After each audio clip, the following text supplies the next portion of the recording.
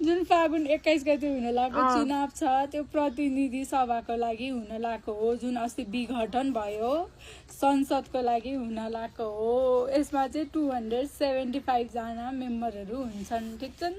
165 जना चाहिँ directly elect हुन्छन्। यो भनेको चाहिँ होल नेपाललाई 165 एरियामा डिभाइड गर्ने गरिन्छ। कसरी जस्तै धादिङमा 5 वटा छ भने धादिङ 5 वटा भयो हैन, झापा 5 वटा भयो। पपुलेसन कति छ त्यो आधारमा डिभाइड गर्ने गरिन्छ। काठमाडौँमा सबभन्दा बढी निर्वाचन क्षेत्र हुन्छ, डोल्पामा एउटा होला त्यस्तो। टोटल 165 हुन्छ। इच एरियाबाट धेरै जना उठ्छन्। जस्तै झापा 5 वटा बालले नि उठिरहेछ, यो केपी ओली नि उठिरहेछ। 5 भनेको चाहिँ एउटा निर्वाचन क्षेत्र। 65 मा 165 मा एक जना कि त बालेन जित्छ कि त केपी ओली जित्छ। हर्क आए हर्कले नि यहीँबाट उठ्यो कि त हर्क मात्र जित्छ, एक जना मात्र जित्छ। यहाँबाट 165 जना जान्छ। अर्को भनेको 110 भनेको चाहिँ समानुपातिक हुन्छ। यो भनेको चाहिँ पार्टीलाई भोट समानुपातिक, यो भनेको चाहिँ पार्टीलाई भोट हाल्ने हो। तैँले हाल्दाखेरि घन्टीलाई हाल्नु, यो मान्छेलाई हाल्ने होइन। यो चाहिँ मान्छेलाई हाल्ने, यो डाइरेक्टली मान्छेलाई हाल्ने, बालेनलाई हाल्ने, केपीलाई हाल्ने भन्ने थाहा हुन्छ। रवि कहाँबाट उठ्या थाहा छैन।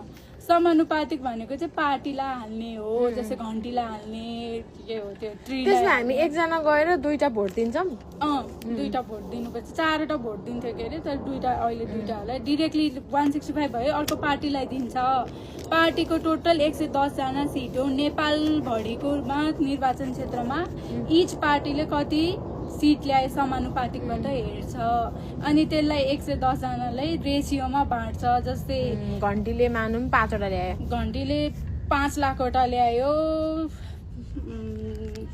के हो यो काङ्ग्रेसले 10 लाखवटा ल्यायो भने लेस सपोज 2टा मात्र छ भने 1:2 15 लाख भयो होइन। 15 लाखमा यसले 15 लाख 5 लाख डिभाइडेड बाई 15 लाख हुन्छ, अनि इन्टु 110 हुन्छ। यो घन्टीको भयो, यो काङ्ग्रेसको भयो, यसरी डिभाइड हुन्छ। यहाँ जानको लागि 3% थ्रेसहोल्ड हुन्छ, त्यो चाहिँ क्रस गर्नै पर्छ। जस्तै घन्टीले ल्याएन 500 वटा मात्र ल्यायो भने, यो त पहिलाको संविधानमा होला नि त, अहिलेको संविधानै चेन्ज भएको छैन नि त। यो सबै अब बल्ल 275 जना मेम्बर भयो होइन, 275 प्रतिनिधि सभाको। उनीहरू बीच बल्ल भोट हुन्छ र प्रधानमन्त्री चुज हुन्छ। ए यो भएन, यो पहिला यो हुन्छ अनि बल्ल यो हुन्छ, यो सँगै हुन्छ, सँगै हुन्छ। 275 प्रतिनिधि सभाको मेम्बर भयो। राष्ट्रिय सभाको 59 जना हुन्छ, त्यो छुट्टै हुन्छ।